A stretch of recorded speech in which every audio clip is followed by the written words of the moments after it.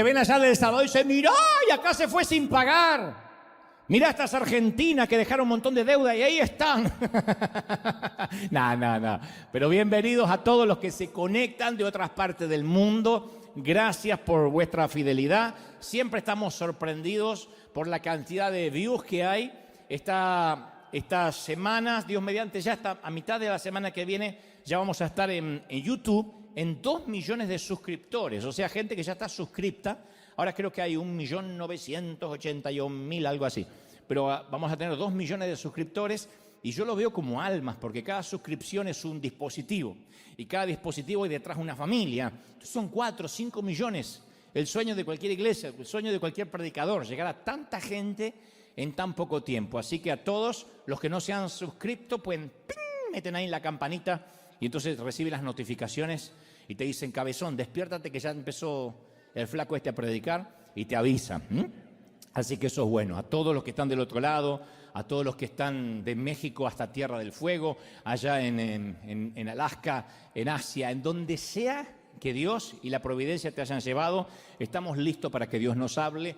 Y como dije hace unos instantes aquí, antes de la transmisión en vivo, para una operación a corazón abierto. Voy a transmitirte lo que creo Dios me dijo que te diga. ¿Estamos listos, sí o no? Muy bien. Hace unos días atrás, yo leí una entrevista que le hacían en la gráfica a una gran escritora mexicana, Socorro Venegas. Y ella hizo varios cuentos, varias novelas. El último cuento, el más reciente, se llama La memoria donde ardía. Y ella escribe en todo ese cuento acerca del dolor, poniéndose ella también como ejemplo, ¿no? Es una suerte de ficción con realidad. Y el periodista en esta entrevista le preguntaba a Venegas, ¿qué se pierde cuando realmente perdemos a alguien? Hablando del duelo, hablando de perder a un ser querido. Y ella dice, o responde en la entrevista, nos perdemos básicamente a nosotros mismos. Cuando uno pierde a un ser amado, ya no puede volver a ser el mismo por mucho que quiera. Uno se transforma en un ser mutilado. Y ese es el duelo más grande, el duelo de perder a las personas que fuimos antes. Porque no solo enterramos a un ser querido, sino que nosotros también enterramos sueños junto con esa persona. Entonces, el duelo es estar mutilado. Insisto, no volvemos a ser quien éramos antes del infortunio. Esto decía la autora. Y después agregó, en el momento del duelo, uno está en desventaja con el resto del mundo. Aparecen todos esos que suelen decir, si yo estuviera en tu situación ya me hubiese muerto. Si yo estuviera en tu lugar no sé lo que habría hecho. Y ella dice, a lo que dan ganas de decirle, híjole, ¿y por qué no te moriste, güey? ¿Te hubieses muerto? Pero todos parece que quieren solidarizarse, pero no lo pueden hacer. Y esa entrevista me hizo pensar acerca de la vasta serie de pérdidas que acumulamos en el trayecto de toda una vida y que de algún modo, como dice la autora, Socorro Venegas, van mutilando nuestro alma. Hay pérdidas devastadoras, la muerte de un hijo, el fallecimiento de un cónyuge, una discapacidad, el divorcio, violación, abuso sexual o emocional, un cáncer terminal, infertilidad, un suicidio, alguien que amamos nos traiciona. Otras pérdidas parecen más insignificantes, pero que también duelen. Parecen insignificantes para el resto, pero a nosotros nos duelen. Reprimidas o negadas, se apiñan en nuestras almas como rocas pesadas que nos oprimen, no nos dejan respirar, que nos asfixian, nos quitan el oxígeno. Nuestra piel comienza a arrugarse y envejecer, nos mudamos y nuestras amistades de siempre desaparecen, de a poco nos vamos desconectando. Nuestros hijos se van creciendo y cada vez se hacen menos dependientes de nosotros y parece que ya no nos necesitan. Y nosotros como padres necesitamos ser necesitados.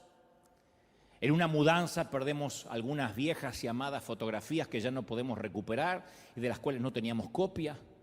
Un auto atropella a una mascota fiel. Son pérdidas más insignificantes, pero duelen. Otras son más difíciles de clasificar porque están más ocultas. Un bebé que nace muerto, un embarazo fallido, un aborto. Y la cuestión no es calcular si es una pérdida gradual, si es súbita, si es una tragedia, algo que esperábamos o no, si transita lo público, si transita lo privado. La pérdida es la norma de la vida. Perder cosas o perder gente es la regla, no es la excepción. Y sé que nuestras historias y nuestros temperamentos son diferentes. Aquí nomás somos un pueblo cosmopolita, una plétora de temperamentos, de caracteres, y que cada uno responde al dolor de manera distinta. No todos respondemos igual. Pero lo que no podemos es ignorarlo, ni el dolor nuestro ni el ajeno. Respondemos de manera diferente, pero no lo podemos ignorar. Durante muchos años en nuestras iglesias, las iglesias en general, minimizamos las pérdidas. Y esto nos llevó a una absoluta sensación de superficialidad, a una profunda falta de compasión, de empatía.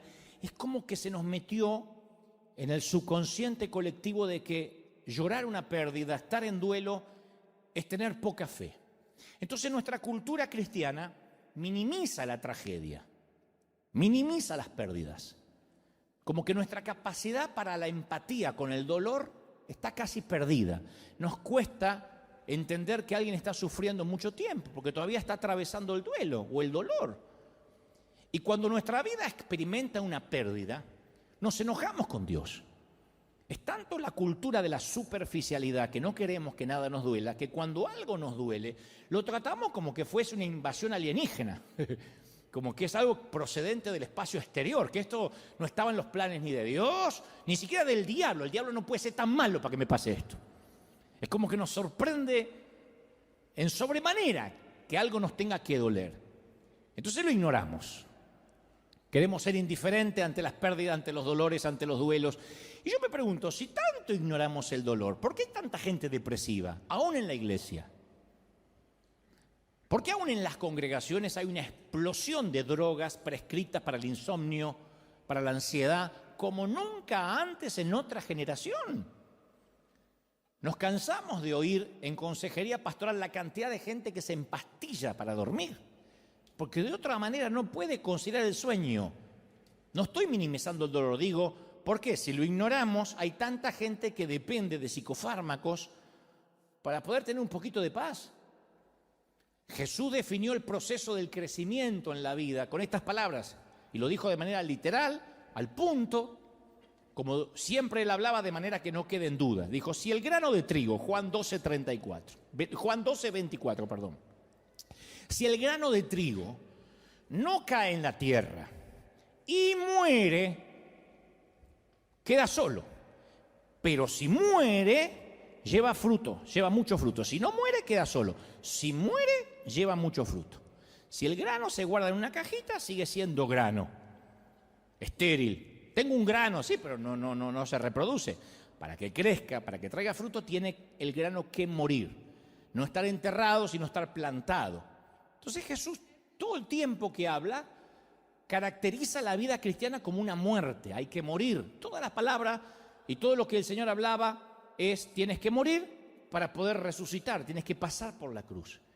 Y la iglesia tenemos una posición única, me parece a mí, no sé cómo decirlo, un privilegio, una providencia, para acompañar a la gente en las coyunturas críticas de sus vidas, en esos momentos donde se siente morir o literalmente muere a algo.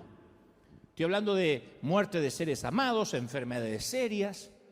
La iglesia debemos entender los divorcios, los traslados geográficos, con todo lo que significa dejar atrás el mundo conocido para aventurarnos de nuevo a algo que no teníamos ni idea ni en mente, una cultura distinta, un idioma diferente en este caso. Esos son los momentos de discipulado para ayudar a las personas a salir de nuestra tendencia cultural de adormecer, de ignorar el dolor. Tenemos la oportunidad única de abrazar a la gente y decirle, estás pasando dolor, este es el sitio correcto, no podrías venir a otro lugar. Pero tristemente, durante años, y esto es una autocrítica, Hemos visto a personas que han sufrido abuso en su pasado y nunca le hemos permitido transitar su dolor. Le decimos, no recuerde el pasado. No vaya para atrás, porque ahí no conocías a Cristo y no le permitimos que haga la transición, el duelo, como decíamos el domingo pasado. Para poder avanzar a veces hay que retroceder y ver qué hicimos mal para no repetir el error. De otro modo estamos condenados a repetirlo. Celebramos el Día de las Madres y a veces nos olvidamos de ser sensibles o empáticos con las parejas estériles, con las mujeres solteras para las cuales el Día de la Madre es el domingo más difícil del año porque sus sueños de concebir se alejan más y más. Pero nosotros nos olvidamos de esas mujeres y decimos, es el Día de las Madres. No digo que con esto no lo vamos a celebrar, digo que nos olvidamos de la empatía de las mujeres que en un día normal y tradicional están sufriendo. La gente pierde un hijo y nosotros lo exhortamos que rápido vuelvan a su vida normal como les sea posible. Perder un hijo, que no tiene nombre, que es un dolor que presumo no se va nunca. Citamos Filipenses 4:4, le decimos regocijaos en el Señor siempre. Una persona nos cuenta que está atravesando un dolor, un divorcio, una separación, una traición y le recitamos Romanos 8:28 y le decimos, y sabemos que los que aman a Dios, todas las cosas le ayudan a bien. Sí, yo lo sé, pero estoy atravesando un dolor, nos confiesa. Y a veces no le dejamos que atraviese su luto, que haga el proceso de ese valle de sombras por la pérdida de sus sueños. David dijo, aunque atraviese el valle de sombras, o sea, no es una opción, tenemos que atravesarlo, no acampar ahí, no quedarnos ahí de por vida, pero eventualmente tendremos que atravesar valles de dolor. Un joven comienza a explorar su pasado, busca arqueológicamente en su niñez y se da cuenta que enfrenta el abandono que sufrió cuando niño y nosotros le decimos, no mires para atrás, ahora es un adulto, mira para adelante, pero es necesario que él vaya y sane. Pero tenemos mucho miedo a prestarle atención al dolor. Pero yo estoy convencido que a menudo, si acaso la mayoría de las veces, Dios utiliza el dolor para hacernos crecer. El dolor es necesario, no nos gusta, a mí no me gusta sufrir, a ustedes tampoco, pero a través del dolor es que decidimos cambiar. Si no hay dolor, no hay cambio. Leí una frase por ahí que dice, cambiamos y crecemos cuando el dolor de mantenernos como estamos se vuelve mayor que el dolor de cambiar. Cambiamos cuando el dolor de permanecer como estamos es más grande que el dolor de tener que cambiar. Entonces el dolor nos saca de la zona cómoda, el quebranto.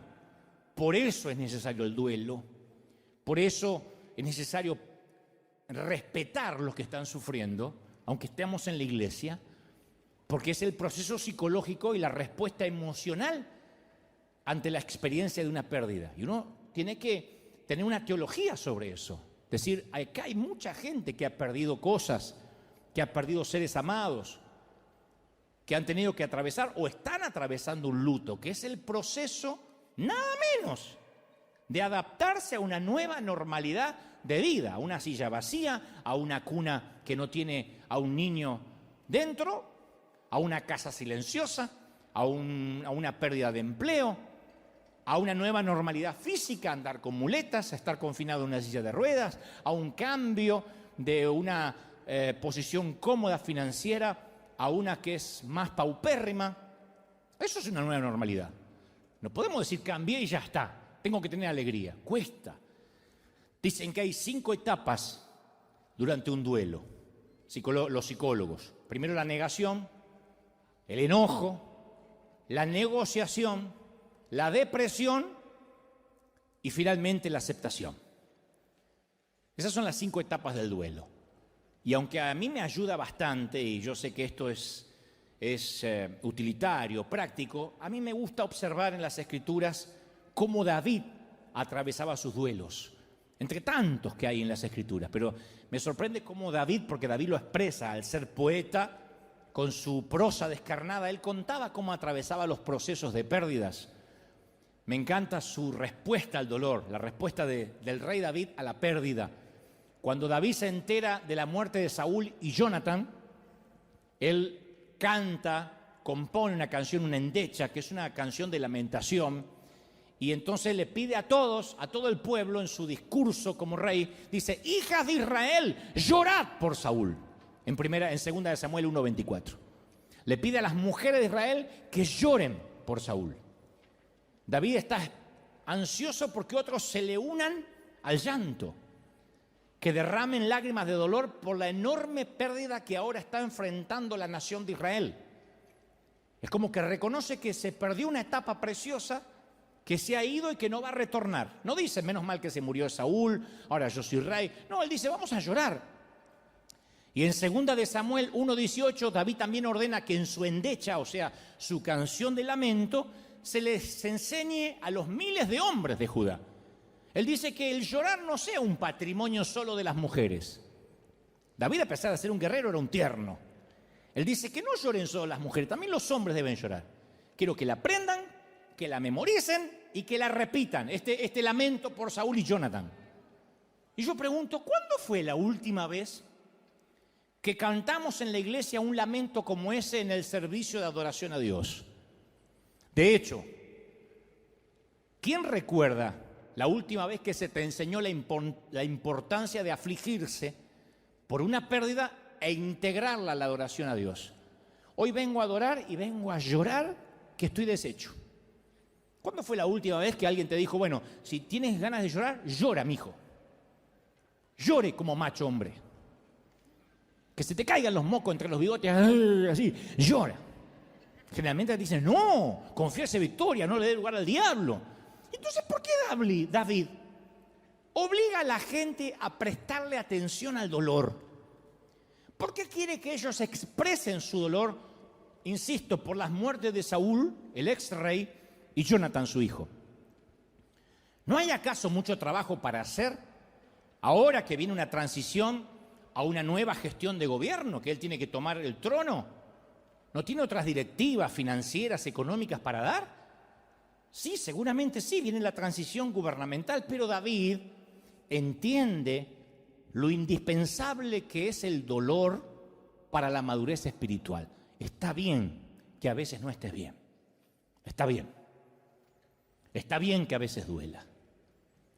David sabe lo importante que es cuando dedicamos tiempo a lamentar nuestras pérdidas antes de seguir adelante, no quedarte ahí. Pero hay un tiempo que necesitamos decir: yo necesito una pausa.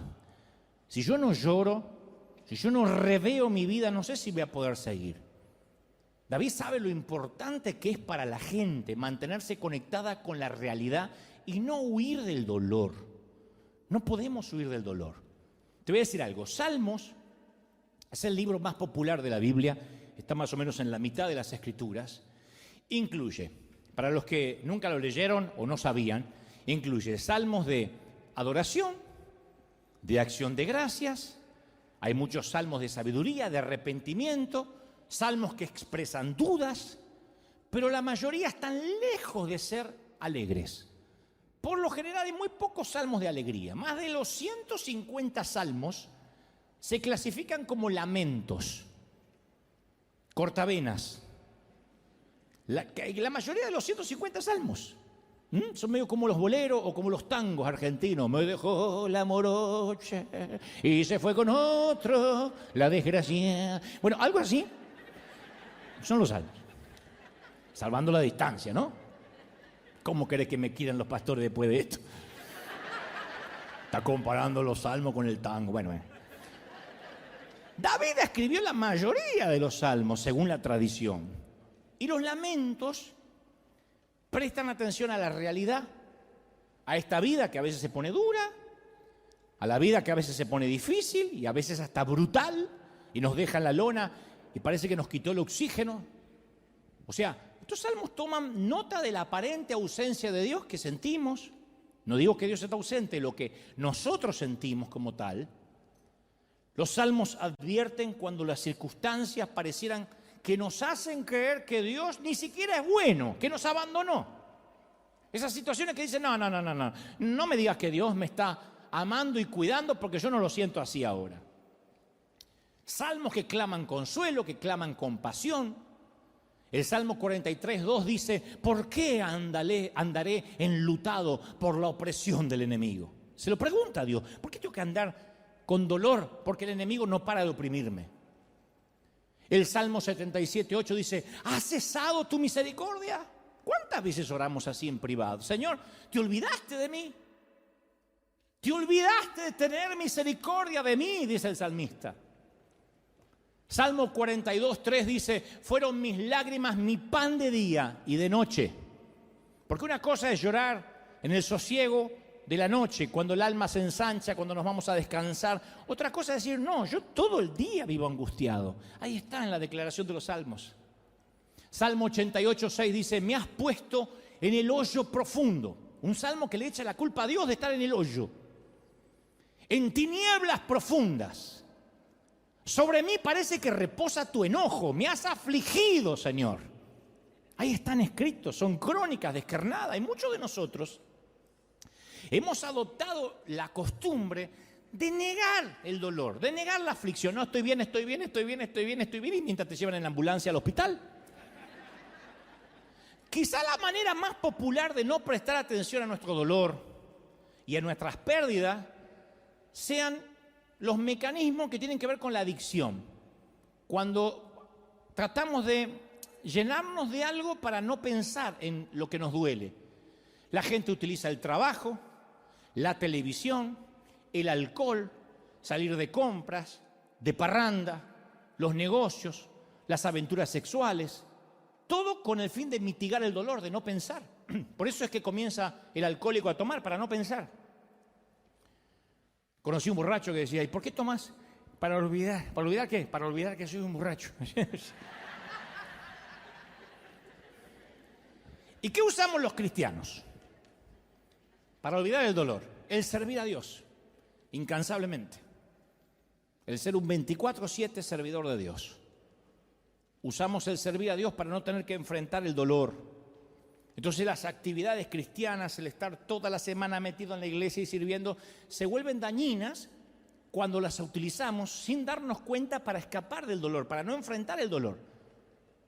Es una adicción más santa, si se quiere, más religiosa, pero adicción al fin. Porque tenemos la presión de mostrar una imagen madura, espiritual. Eso nos persigue a la mayoría, demostrar que todo está bien. Y olvidamos que ninguno de nosotros es perfecto, que todos sufrimos. Generalmente los predicadores no suelen contar sus infortunios, sus tristezas, sus depresiones, pero porque la mayoría finge. Y no porque son hipócritas necesariamente, sino porque piensan que si se muestran auténticos eso va a socavar la autoridad. Piensan que si se muestran débiles, el que está escuchando va a decir, si este está débil, ¿qué me queda para mí? Me suicido. ¿Piensan eso? Yo creo que no.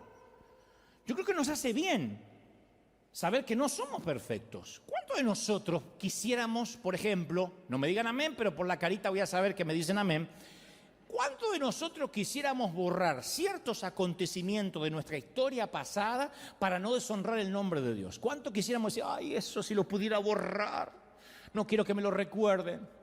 David no lo hizo. Como rey, podía haber hecho borrar cualquier registro de su fracaso moral, pero usó su poder para asegurarse que en los libros de historia todas las generaciones futuras leyeran de que él había fracasado. De hecho, David escribió una canción sobre el fracaso. Ahí está el Salmo 51 cuando dice, canción que compuso David después que pecó con Betsabé y se arrepintió. O sea, le puso el título para que quede claro.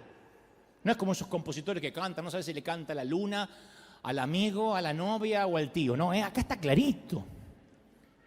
Y compuso una canción de quebranto para que se cantara en los servicios de culto de Israel y se publicara también en los manuales de culto que son los salmos. Lo puso en el cancionero, el día que fracasé.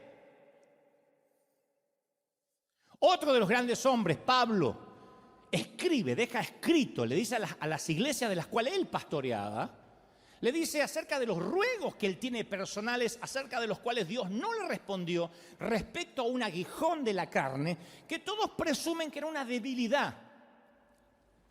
Algunos dicen, no, era corto de vista. No, él está hablando porque en otras ocasiones él amplía más y dice, mi carne hace todo lo contrario a lo que mi espíritu desea. Él habla de una debilidad que quiere que Dios le quite.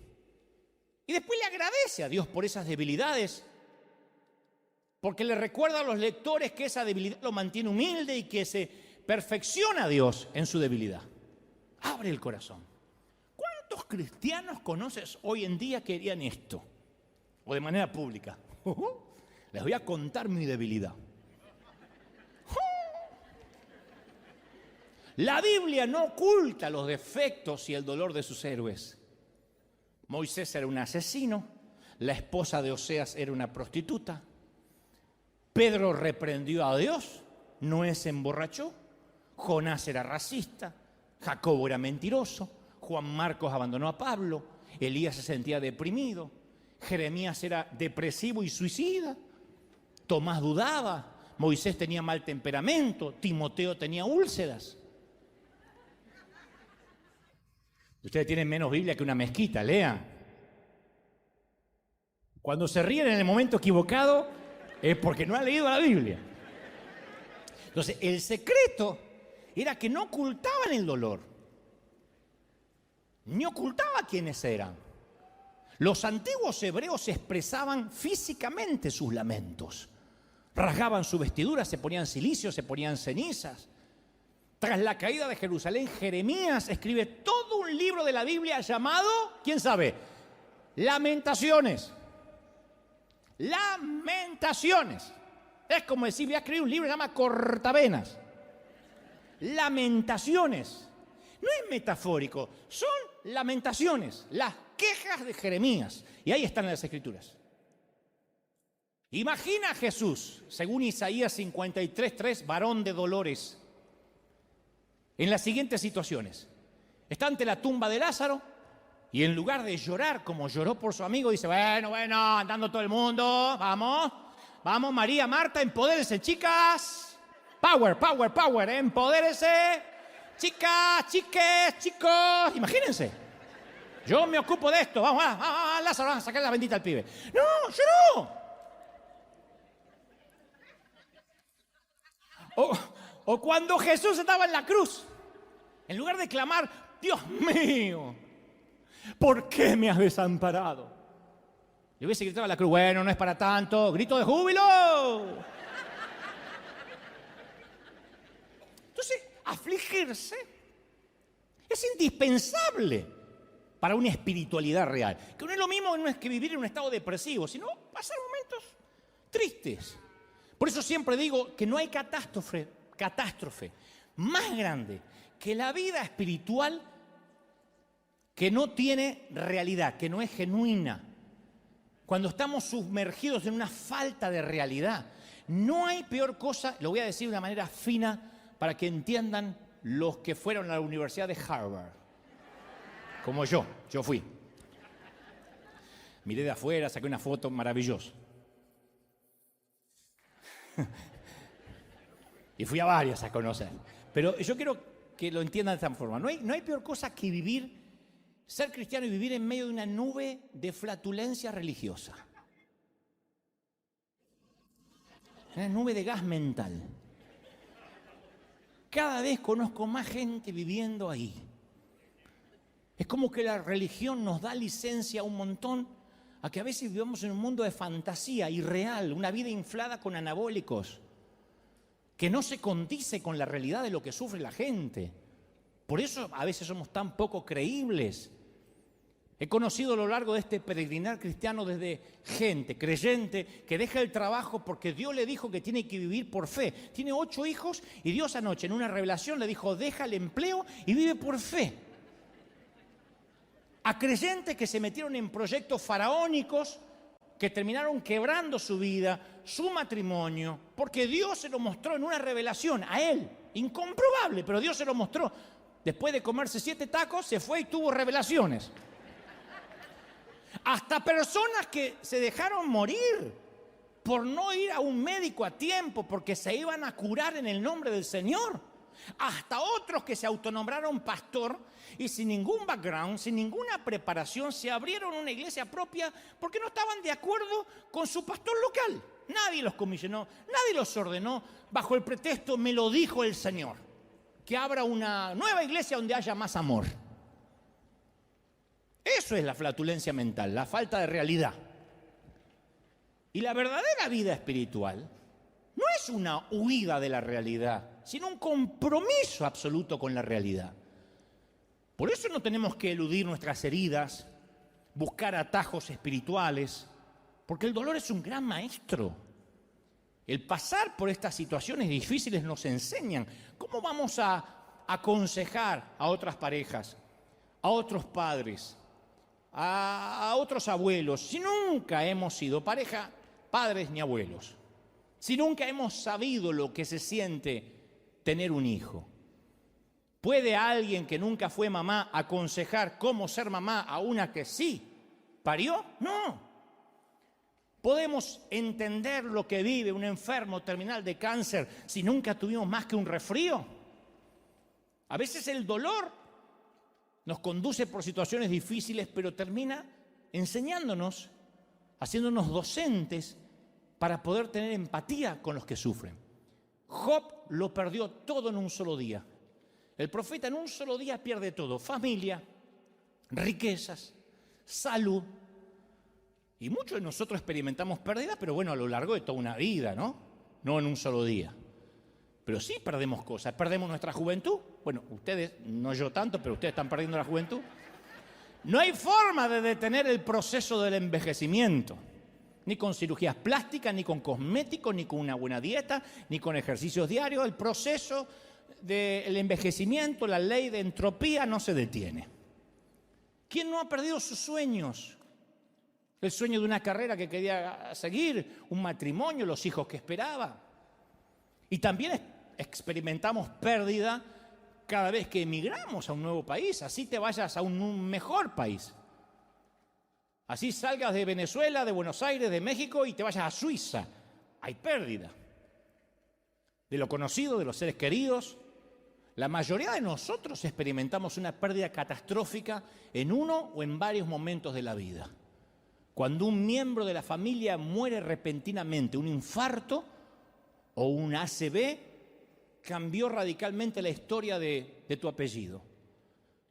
Cuando nuestro cónyuge tiene una aventura con otra persona, cuando nos encontramos solos después de un divorcio doloroso, cuando nos diagnostican un cáncer, cuando nos despiden después de 20 años en la misma empresa, en la misma compañía, de un trabajo estable, cuando nuestro hijo nace con una discapacidad seria y sabemos desde que es chiquitito que posiblemente nunca se va a casar, nunca conducirá un automóvil, nunca tendrá autonomía.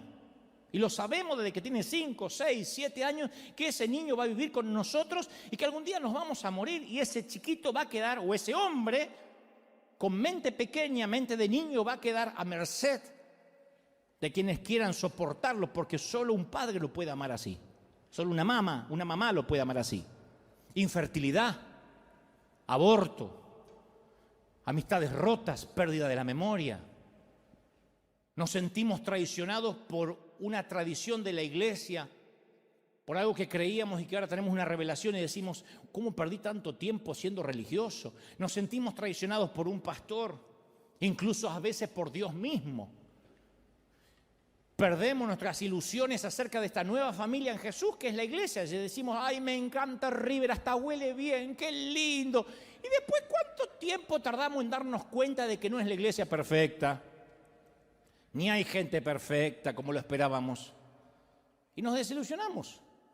De hecho, cierta gente aquí nos desilusiona. Y Job supo de esas pérdidas, de esas desilusiones. Job era el Elon Musk, el Jeff Bezos, el Bill Gates de la época. La Biblia dice que tenía 7,000 ovejas. Nos abruma la riqueza que tenía. 7,000 ovejas. Tenía 3,000 camellos, que eso era carísimo. 3,000 camellos. 500 yuntas de bueyes, 500 asnos. Una gran plantilla de empleados. Hoy habríamos visto su rostro siempre en la portada de Forbes, todos los años, porque era el hombre más rico del mundo. Entre sus activos había una flota del Rolls Royce, Bugattis, Lexus, 2 Tesla para ir a la feria, aviones privados, yates impresionantes, negocios prósperos, patrimonios inmobiliarios en expansión. Y Job 1.3 dice que entre todos los habitantes del Oriente era el personaje de mayor renombre, era uno de los más influyentes, era un hombre también piadoso, temía a Dios, dice las Escrituras, y vivía apartado del mal. De repente todas las fuerzas del cielo y de la tierra se pusieron en contra de Job y Job se vio en medio de una pelea cósmica. Para hacer la historia corta, el enemigo va, habla con Dios, le dice, quiero que le quites la cobertura para que yo lo aflija y vamos a ver si este tipo, sin tanto dinero, sin aparecer en Forbes, sin el yate, te sigue adorando. Y yo dice, vale, y el pobre tipo estaba abajo, mirando cómo jugaban al tenis arriba. Cayeron rayos, un tornado desató su furia. El hombre más rico de sus tiempos había quedado en la ruina. Sus 10 hijos murieron en un desastre natural. 10 funerales. Enterrar a un hijo es doloroso. 10. Job no pecó, no culpó a Dios, lo adoró. Respondió de una manera increíble, lo adoró. Después su cuerpo se cubrió de ampollas dolorosas. Dice la palabra, desde la planta de los pies hasta la coronilla tenía ampollas, peor que la viruela del mono. Las úlceras se le infestaron de gusanos. O sea, no tenía ni la asepsia mínima. Le entró una fiebre muy alta, con unos escalofríos atroces. El insomnio, el delirio, el ahogo llenaron sus días, no podía respirar. Aquella horrible enfermedad le consumió el cuerpo. Job no le quedó otra opción que mudarse fuera de las murallas de la ciudad, al basurero del lugar, al refugio de los marginados. Se sentó solo, aislado, sufriendo su solitario destino. Y por último, su matrimonio se vino abajo. Uno ve a la esposa de Job y dice, qué mujer desalmada, que no lo apoyó. Pero después de 10 funerales, de una mamá que entierra 10 hijos y un esposo seriamente enfermo, ya tuvo suficiente, pobre mujer. Por eso va y le reprocha y dice, ¿todavía mantienes firme tu integridad? ¿Todavía hay algo de lo cual adorar a Dios? Maldice a tu Dios y muérete. Son palabras duras, pero solo aquellos que han experimentado el dolor intenso sabe que uno dice palabras tan atroces y hostiles como esa en momentos de dolor. Y lo que hace más desconcertante la historia es la naturaleza inmerecida de su sufrimiento. Porque no había conexión entre ese tamaño dolor y un pecado oculto o expuesto. Era injusto. ¿Por qué el amor de Dios le hace esto a Job? ¿Cómo hubiésemos nosotros respondido ante una pérdida así, catastrófica? ¿Vives en Beverly Hills o vives en una zona residencial? De repente un huracán te barre todo, se mueren tus hijos, te quedas en la nada, indigente. ¿Cómo hubiésemos respondido? Yo digo siempre, el sufrimiento es difícil, duro, pero también diferente para cada uno. Lo dije hace un ratito. Cada familia y cada cultura afronta el dolor de manera distinta. Yo pienso que nuestra cultura es determinante en la manera de afrontar el dolor, ya seamos norteamericanos, latinos, chinos, árabes, afroamericanos, judíos de Europa del Este o caucásicos. Pero todos nosotros afrontamos de manera distinta el dolor. En un extremo del espectro están los anglosajones, los gringos, los huesos colorados, que siempre que hacen un funeral o tienen dolor, ellos tienen unas emociones, parece como sin alboroto y sin desorden. Parece que de chiquitito le dicen, si algún día tenés un infortunio, no pierdas la calma. Yo he ido a los primeros funerales en mi vida, gringos, son muy pragmáticos. La mayoría, siempre hay excepciones a la regla, ¿no? Pero la mayoría no sabe si estás en un memorial o en la entrega de los Oscars. ¿Vieron los memoriales o los funerales gringos? Son así. Pasa el hijo del difunto totalmente estoico, el chiquito tiene 11 años y pasa así, como para una graduación, vestido impecable como un gato de rico, todo así. Y dice, oh, papá era realmente genial. Oh, ¿sabes? Me enseñó a jugar baloncesto y me hacía las mejores malteadas. Y está el viejo ahí en el cajón, pero ni lo mira. En el extremo opuesto estamos los latinos. que nos pasamos toda la noche llorando frente al ataúd. Y es más, hay peores. En lugares como Italia y Grecia, las mujeres llevan ropa negra por el resto de su vida, las griegas y las italianas. Ropa negra por el resto de su vida después de la muerte de su esposo. Capaz que tienen 3 maridos más, pero con ropa negra. Y en los funerales italianos, yo los he visto, hasta golpean el féretro con los puños, gritan el nombre del muerto. Las viudas enojadas insultan al muerto porque se murió. ¡Imbécile! ¡Ma calzone! ¡Perché si morto! ¡Perché si morto! Mi hai lasciato vedova pianto! ¡Perché si morto! Y todo el mundo se enteró. Saltan dentro de la tumba cuando bajan el ataúd, se tiran arriba, lo tienen que sacar. Torna indietro, Enzo Giuseppe, torna indietro, torna, que dice retorna, vuelve de la vida. ¿Lo que va a volver? Enzo se quiso mandar a mudar hace años y ahora tiene la oportunidad. Torna indietro, Giuseppe Enzo. Y nuestra cultura cristiana, ¿cómo es? Tratamos de evitar el dolor. Pensamos, no, esto que me pasa no es de Dios, debe estar relacionado con mis pecados. Lo mejor es que me mantenga un tiempo lejos de la iglesia hasta que me recupere. Fíjate vos, qué locura, qué ironía, qué contrasentido. La gente abandona la iglesia porque se siente mal para ir a la iglesia. Es como decir, estoy demasiado enfermo como para ir al hospital. Esperás que me recupere y ahí veo al médico para no decepcionarlo. ¡Una locura! ¿Y cuál es el corazón del cristianismo? Nos dice que el camino a la vida es a través de la muerte, como el grano de trigo, y la resurrección. Ahora, yo sé que es más fácil predicarlo que vivirlo, yo lo sé. Pero tenemos que familiarizarnos con el dolor y decir, sí, ahora me toca pasar esto. Mira, cuando somos chiquitos, se crea una barrera. El cerebro está tan bien diseñado por Dios que cognitivamente el cerebro crea una barrera defensiva para librarnos del dolor. Eso es uno de los más grandes regalos de Dios. Por ejemplo, si un nenito, una niña, un niño experimentó abuso en su niñez, sexual o emocional, la negación es un mecanismo sano de supervivencia. Es como que la mente, para proteger al niño, la propia mente del niño le quita, evita el sufrimiento y le permite al niño soportar esa circunstancia dolorosa en la mayoría de los casos.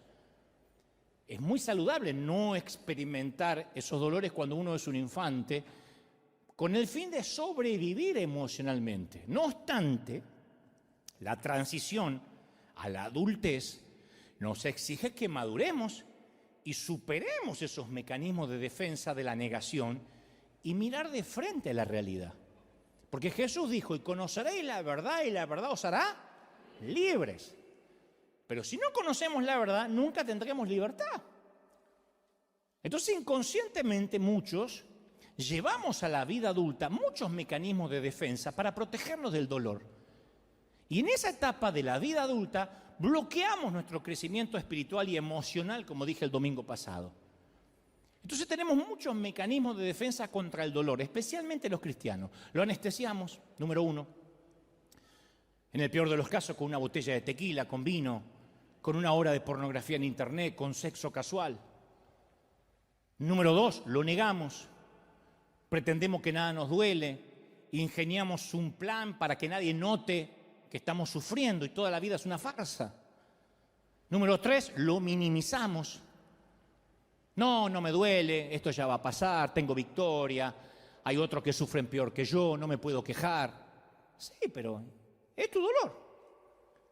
Hayas perdido a tu madre o un auto atropelló a tu mascota. Es tu dolor. Número 4, lo enterramos.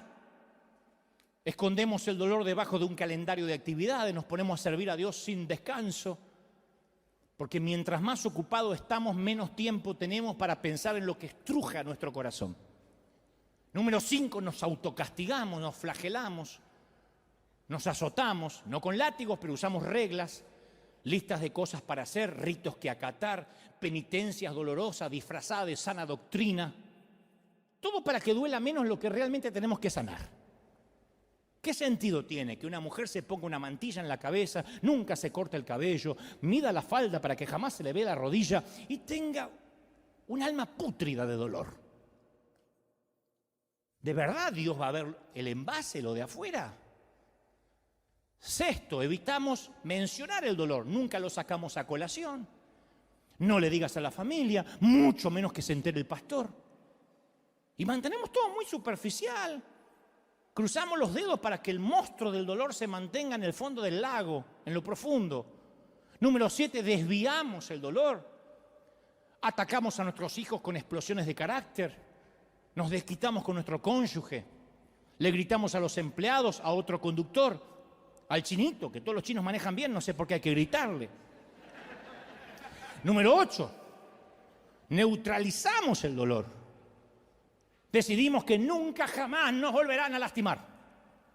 Entonces creamos la foto de la familia perfecta, somos cristianos perfectos, vivimos para las redes sociales. Hay un montón de gente que vive para las redes sociales, que en vez de disfrutar en un restaurante, con la persona que tienen enfrente en la mesa, están pensando en sacarse la foto para que lo vea otro. Van a la playa y en lugar de disfrutar la playa están pensando, uy, cuando lo vean, acá, cuando lo vean, ¿y qué pusieron? Y después ya no está más en la playa. Está viendo qué pusieron los gansos que no fueron a la playa. Y armamos una vida superficial para mantenerlos al control. Matrimonios que se llevan como perro y gato, pero se sacan muchas fotos para dar un falso testimonio de algo que no existe. Eso es para evitar el dolor, la confrontación. Y Job nos presenta una manera brillante de cómo debemos salir del dolor en la familia de Jesús, sin importar la cultura, el temperamento o el género. En primer lugar, él le presta atención al dolor, al igual que David. Lloren, hijas de Jerusalén, por Saúl y Jonathan. Bueno, Job es igual, le presta atención. No lo ignora, no lo minimiza. Por eso digo, tenemos poca teología en la congregación para el enojo, la tristeza, para el duelo, para la depresión. Nos preguntan, ¿cómo estás? En victoria, aleluya, en victoria. ¿Quién va al médico y te dice, ¿por qué vino? No sé, porque estoy perfecto, aleluya. ¿Quién va? ¿Por qué ocultar las hemorroides? Y sufrirlas en silencio. ¿Qué hace Job? No reprime nada. Grita su dolor. Maldice el día que nació. Está ahí en las Escrituras. Parece que fueran versículos de menor categoría. Y a veces los censuramos, pero no nos corresponde a nosotros censurar lo que no nos conviene. Dice Job que perezca el día que fui concebido y la noche en que fue anunciado nació un niño. Ojalá que ese día se vuelva a oscuridad. Job 3:3. Le grita en una oración osada, le grita a Dios. Le dice exactamente cómo se siente, como si Dios no lo supiera. Hay 35 capítulos de cómo luchó contra Dios. Dudó, lloró, volvió a dudar, lloró, gritó. Se preguntó dónde estaba Dios y por qué le sucedía todo eso. No evitó el horror de la situación, lo enfrentó, dijo, este dolor me está pasando. Número 1, decir, a mí me está pasando un dolor. Por eso vengo a River, porque estoy en un dolor. Por eso estoy escuchando el servicio por streaming, porque estoy con dolor. No está mal, no es pecado. Si no, el Señor nos hubiese llamado varón de dolores, según Isaías. En segundo lugar, transita el duelo del dolor, lo transita.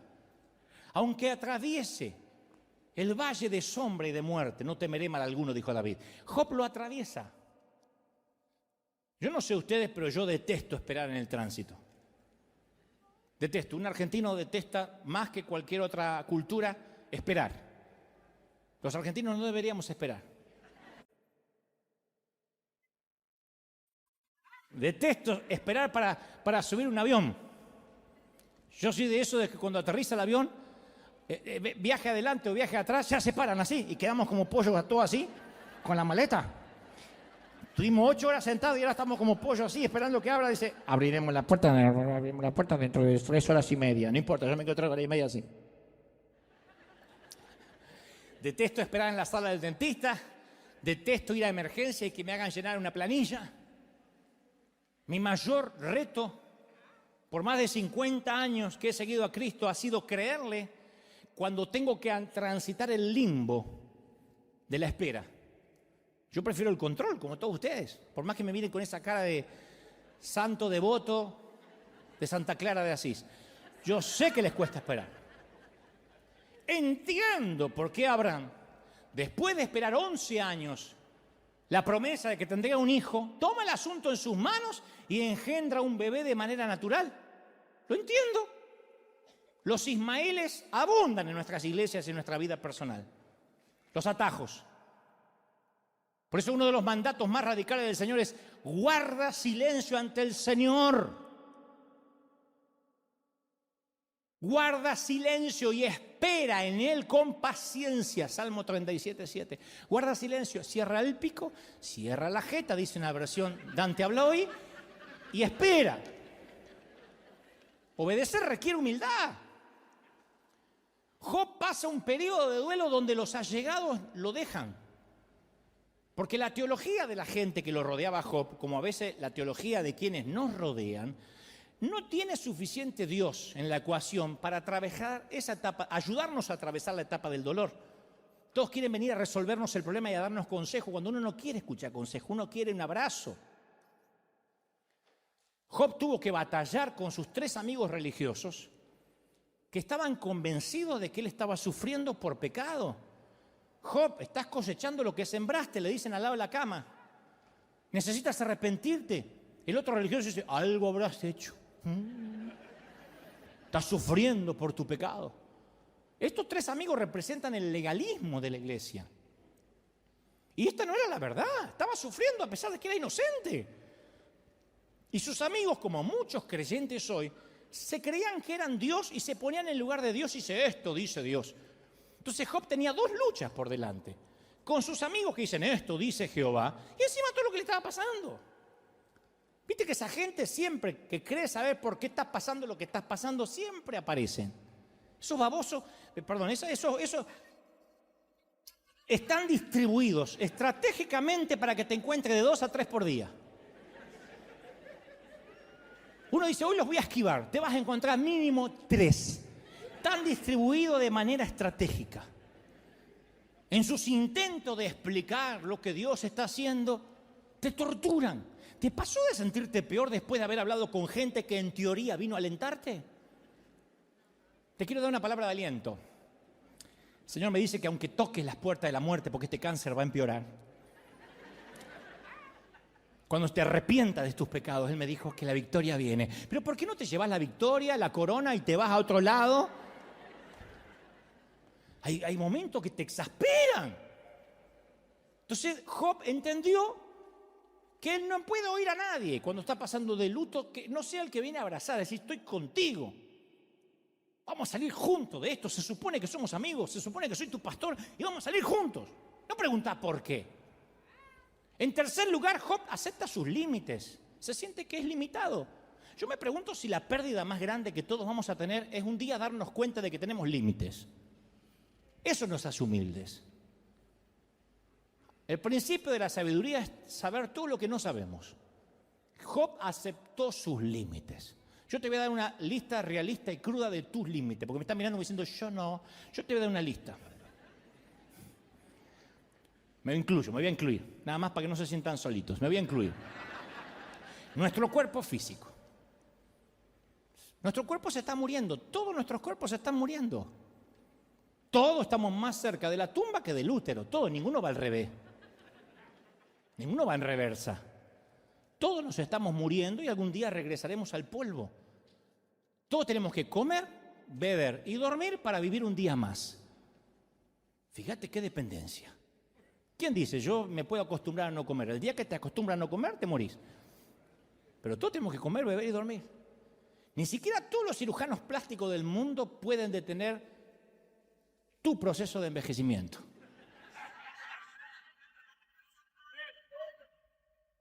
No puede. Otro límite: nuestra familia de origen.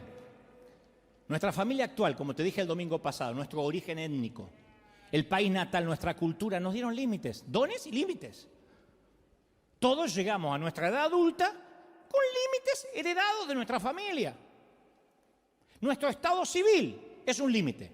El matrimonio es un límite, la soltería es un límite. Son límites dados por Dios. Si eres casado no puedes hacer las cosas de soltero, si eres soltero no puedes hacer las cosas de casado. El número de niños que tengas es un límite, no es lo mismo un matrimonio que tiene 2 hijos a uno que tenga 14. Dígame si no es un límite. Nuestra capacidad intelectual. Ninguno de nosotros es brillante en matemáticas, ingeniería, carpintería, física y música al mismo tiempo. Ni siquiera un argentino es bueno en todo eso. Nuestros talentos y dones son límites. Jesús tenía todos los dones. Yo puedo tener 2, 3, capaz que tú tienes 10. Pero es un límite. Los recursos financieros. Estamos limitados a los recursos. Nuestro nivel de prosperidad nos limita. Nuestra materia prima. Dios nos dio una personalidad, un carácter, un yo único. Yo tengo dentro del espectro autista un síndrome que integra la categoría más amplia del trastorno del espectro.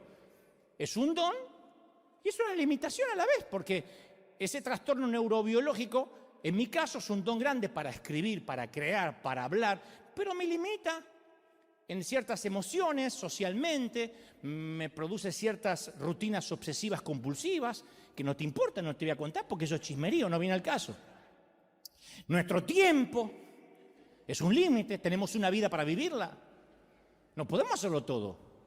A mí me gustaría vivir en Oregon y disfrutar la lluvia de ahí de Portland, en la Toscana, Italia, en Manhattan, pero no puedo. Quisiera tener otras profesiones, otras disciplinas, no puedo, mi tiempo no me alcanza, la vida ya no me alcanza. Nuestro entorno o iglesia es un límite. Trabajamos en medio de cardos y espinas. ¿Quién no quisiera la iglesia perfecta? Pero nosotros no tenemos perfección para darla, de modo que la podamos exigir. ¿Quién tiene un código de moral demasiado alto para decir merezco la mejor iglesia? Nuestra comprensión espiritual es un límite. Dice Deuteronomio 29, lo secreto le pertenece a Dios. Entonces, crecer significa que no somos el centro del universo, que no somos el eje del planeta. Y para algunos es muy doloroso aprender esto. Pero nuestro ego tiende a ser tan exagerado que actuamos a veces como si fuésemos Dios. Y tenemos fantasías, por eso las famosas flatulencias mentales. Siempre estamos hablando de las grandes visiones y queremos hacer más de lo que Dios dispuso que hagamos. Nos agotamos pensando que podemos realizar más cosas de las que podemos hacer.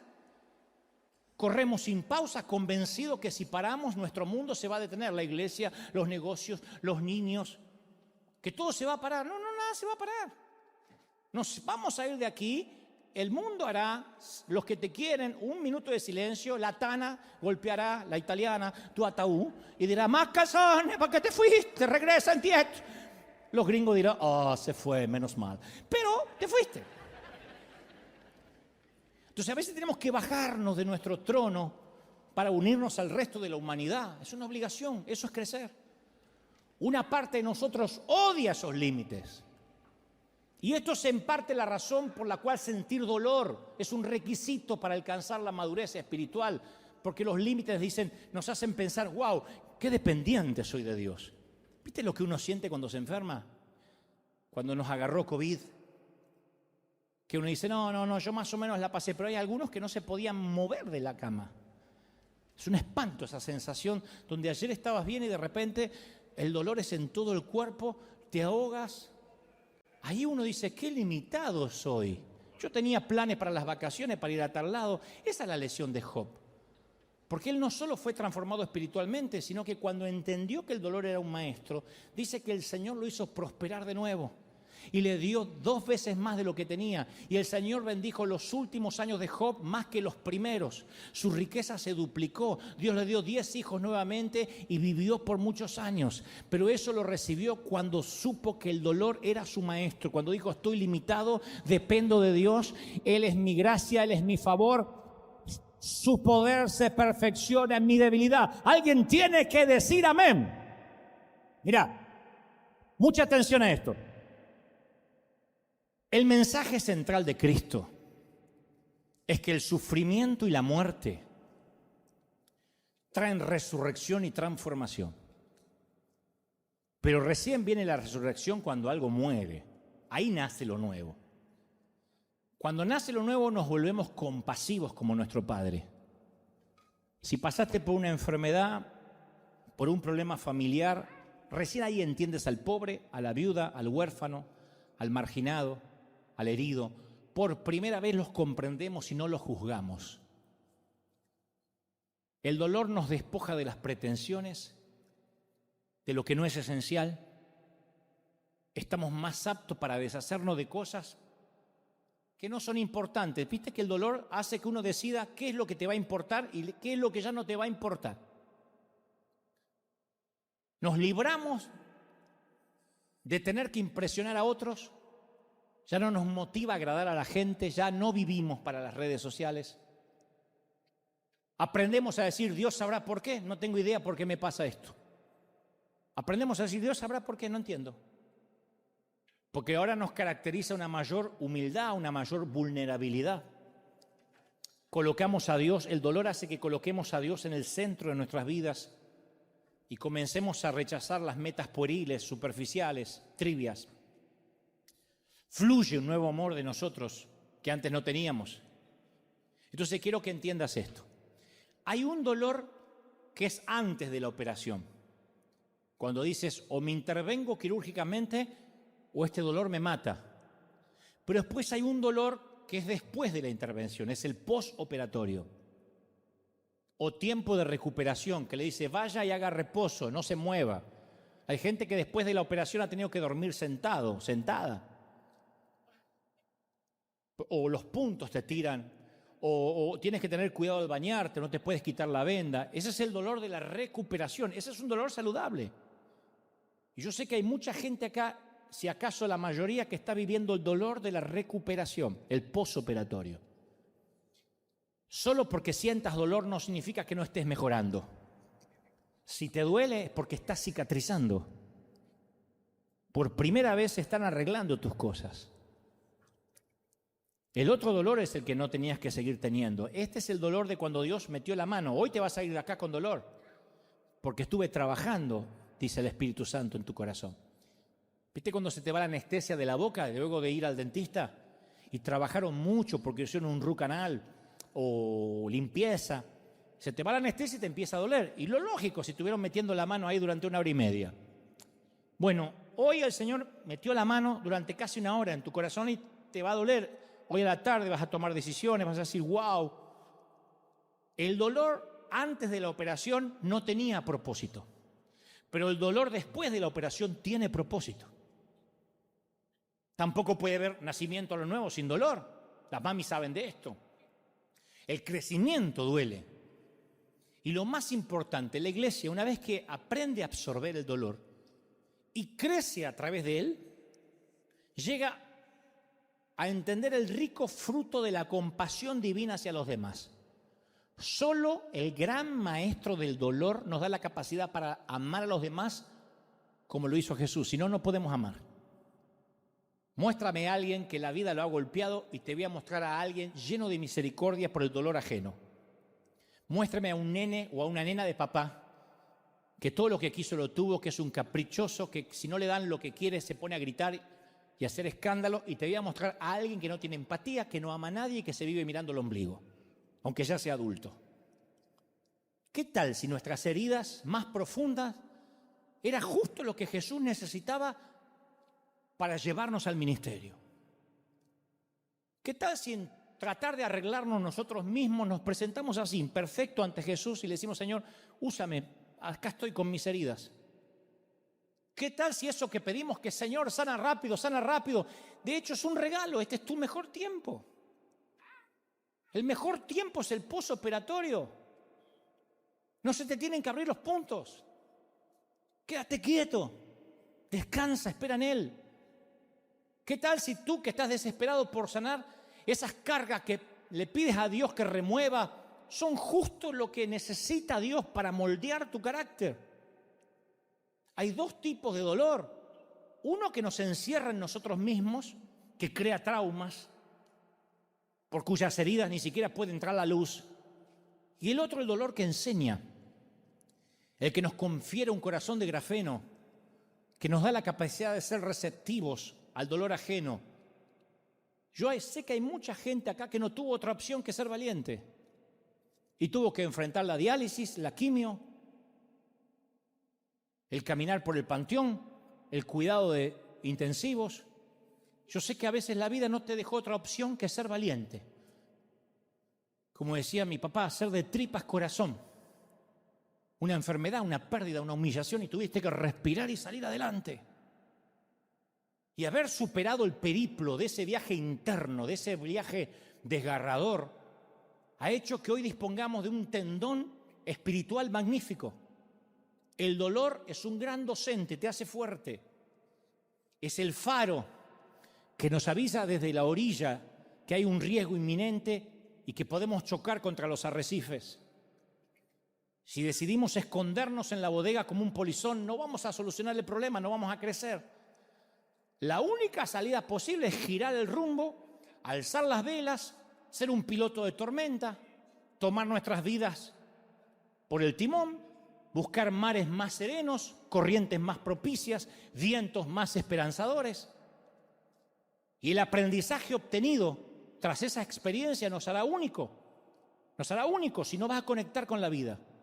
Así que hoy yo te invito, esta mañana, por primera vez quizá, a que juntos celebremos y honremos y le agradezcamos a un gran docente, don Dolor. Vamos a decir, Señor, gracias porque eso me trajo hasta aquí, me capacitó, me ayudó y me bendijo. Vamos a honrar al maestro del dolor. Vamos a honrar con un aplauso a ese dolor. Celebra por los momentos difíciles, como Job. ¿Te atreves a adorar por los momentos duros?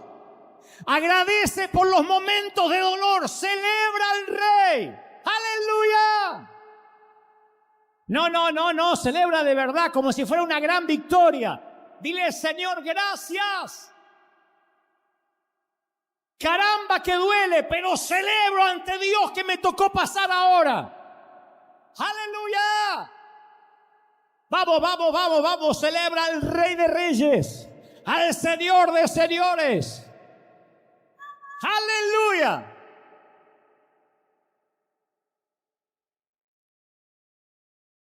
Esta semana escuché un secreto que te lo voy a regalar, una perla más antes de que te vayas. La escuché de un gran predicador. Él dice que ha entendido a lo largo de las crisis y los dolores que ninguno de nosotros puede achicar, hacer que sea más pequeño la transición del dolor de aquel tiempo que ya Dios determinó. Si Dios dice que son 3 meses, son 3 meses de recuperación. Si te operas los intestinos o te hacen un vaciado, lo que sea, son 4 o 5 meses de postoperatorio. Nadie puede achicar el tiempo que Dios dispone en el proceso. Lo que podemos es alargarlo. Levantarte a hacer ejercicios, moverte de la cama si te dijeron que no. Dios dice, son 3 meses para salir de Egipto y entrar en la tierra prometida. Nadie podía hacerlo menos de 3 meses, pero sí pudieron alargarlo hasta 40 años. El tiempo que dure tu dolor, más de lo que Dios dijo que tiene que durar, es tu decisión. El dolor nos va a ocurrir a todos, el sufrimiento es una opción. Entonces uno tiene que decir, Señor, tú has estipulado un tiempo porque me quieres procesar, me quieres enseñar muchas cosas. Te pido que yo no sea quien alargue ese tiempo, que no haga cosas que no me están permitidas en este duelo. Quédate quieto, descansa en el Señor. No hay nada que puedas hacer. ¿Me oíste? No hay nada que puedas hacer. Solo espera en el Señor, confía en Él. Es duro confiar en Él y sí, a veces no se ve nada, pero sigue confiando en Él. Él fue fiel, Él no ha cambiado a pesar de tu infidelidad. No estires, no alargues el proceso del dolor. No la friegues, no la arruines. Hoy te vas operado, yo acabo como cirujano de cerrar lo que abrí. Voy a quitarme los guantes. Acabo de transmitirte lo que creo Dios me dijo que te diga. Ahora quiero que llegues a casa, te recuperes, no estires el tiempo. Ven a ver a Dios inmediatamente, consulta a tu médico todos los días, lee la prescripción médica todas las mañanas, si es posible, todas las noches, sea lo primero que hagas cada mañana. Y lo último cada noche es antes de irte a descansar, lee la prescripción médica. No corras tras el efecto placebo. No me duele, no tengo nada, estoy en victoria. Dile, sí, Señor, me duele. Sí, Señor, estoy triste. Sí, Señor, estoy angustiado. Eso es normal. Corre al médico cada vez que lo necesites. Tú no querrías que tu hijo te oculte lo que siente. No le ocultes lo que sientes a Dios. Y vas a ver cómo día a día empiezas a sanar, y empiezas a sanar, y empiezas a sanar. Y día a día el dolor es menos, y es menos, y es menos. Y cuando mires hacia atrás, va a ser una anécdota menor. Va a ser una etapa de tu vida donde aprendiste, y la vida te va a encontrar más maduro, y más sólido, y más lleno de compasión. Y antes de criticar a una pareja que se lleva mal, antes de criticar a alguien por una mala elección sexual, antes de señalar al que se viste diferente, el dolor te habrá hecho pasar por la humillación y sabrás entender a los que piensan distinto, a los que viven diferentes realidades. El corazón se te va a llenar de misericordia, porque solo un soldado que estuvo en la guerra y está herido y tiene cicatrices sabe lo que es asistir a otro herido. Los demás son religiosos, son museos de santos, son muñecos de cera religiosos, cáscaras vacías con sonrisas pintadas. Pero en River somos gente que sufre, que ha sufrido, y vamos a por los perdidos. Vamos a por los heridos. Alguien tiene que decir amén. ¿Cómo te ama el Señor? ¡Aleluya! ¿Cómo te ama el Señor? Vamos a por los perdidos. Vamos a por los heridos, por la gente rota. ¡Aleluya! Vamos, vamos, vamos, vamos, celebra el Rey de Reyes. El Rey está en casa hoy. Uy, di conmigo fuerte, para que toda la gente de los continentes repitan, di conmigo, Señor Jesús, entra en mi corazón, perdona mis pecados. Esta oración es impresionante, ¿eh? Dile, anota mi nombre en el libro de la vida. Hazme una nueva criatura. Ayúdame, Señor. Ahora levanta las manos, quiero orar por todo. Y tú también ora. Vamos a orar por los que están en casa. Vamos a orar por los que están necesitando salir del trance, por los que están en duelo. Hay aquí familias que literalmente están atravesando duelos. El domingo pasado oré por una querida hija de nuestra congregación, que su hijo fue asesinado hace días atrás. Y entonces ella decía, tengo tanto dolor, y yo le decía, no puedo hacer más nada que abrazarte, mija. Mami, yo te estoy abrazando y decir, estoy contigo, saldremos juntos, no vas a salir sola del valle de sombra y de muerte. Y yo estoy haciendo lo mismo ahora contigo, donde estés, en tu casa, acá. Te abrazo para que salgas de este duelo. Los que están atravesando el duelo de cosas rotas, de cosas perdidas, de sueños fallidos. Para aquellos que van a enterrar junto con su separación recuerdos. Para aquellos que están enterrando junto con un ser querido que se fue, la nostalgia de lo que fuiste alguna vez, y como dijo aquella periodista, sientes que el espíritu está amputado y no hay prótesis para espíritus amputados, no hay prótesis, lo que hay es cicatrización. Y dile al Señor, yo quiero atravesar el duelo contigo, no me sueltes. Yo te aseguro que estás en un ambiente controlado, te sientes solo, pero estás en un ámbito controlado. Es una suerte de vivero donde estás. Tú crees que estás en medio de una isla, en la isla Galápagos, pero como las pequeñas tortugas a las que le ponen un pequeño fuentón, así es como te mira Dios. No estás en una isla, estás en un ámbito controlado. Hay decenas de ángeles que a un chasquido de dedos del Señor correrán a tu ayuda.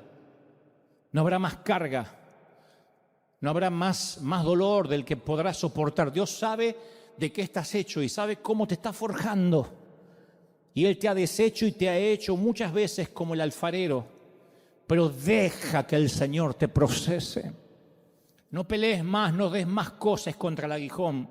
Deja que Dios procese tu carácter en medio del dolor. Vamos, llora si quieres llorar. Llora como macho hombre. Llora como una dama mujer. Y dile, Señor, atravieso el valle sabiendo que voy a salir del otro lado. Dale gracias a Dios porque Él, como buen médico, no te dejará salir de la crisis hasta tanto cicatrices. Él no quitará las vendas hasta que sepas que puedes tener una vida normal.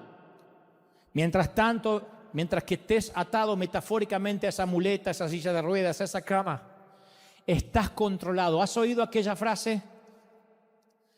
El enfermo está bajo control, está asistido todo el tiempo, tiene oxígeno, tiene suero. Bueno, eso es lo que está ocurriendo con tu vida. El Señor te ha puesto en cuidados intensivos. Y tú crees que te ha abandonado, pero Él dice, yo te puse en cuidados intensivos.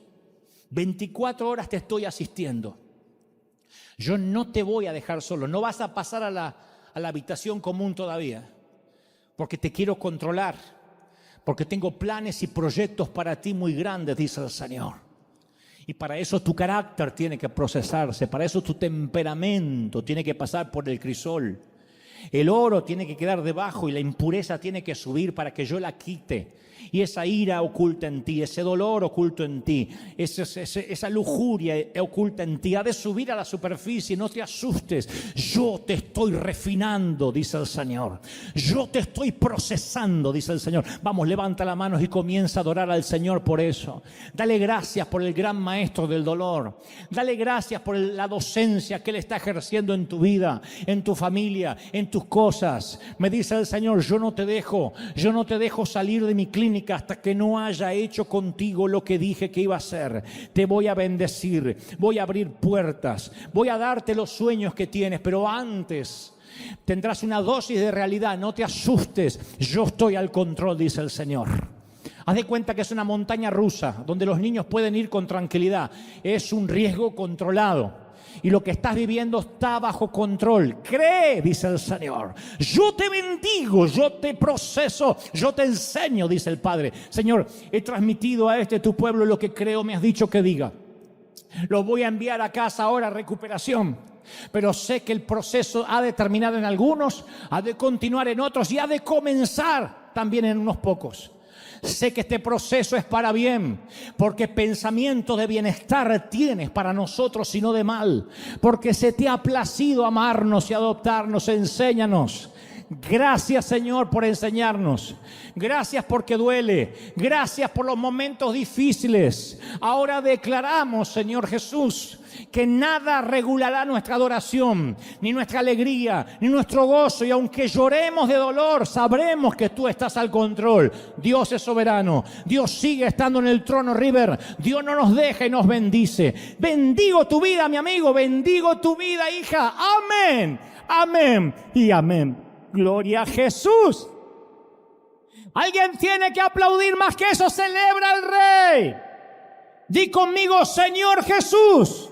Fuerte. Señor Jesús, recibo esta palabra en el cuerpo, en la mente, en el alma, en el espíritu. Amén y amén. Gloria a Jesús. Chao, gente maravillosa. Chao, hasta el domingo que viene. Chao, la gente del mundo. Chao, chao.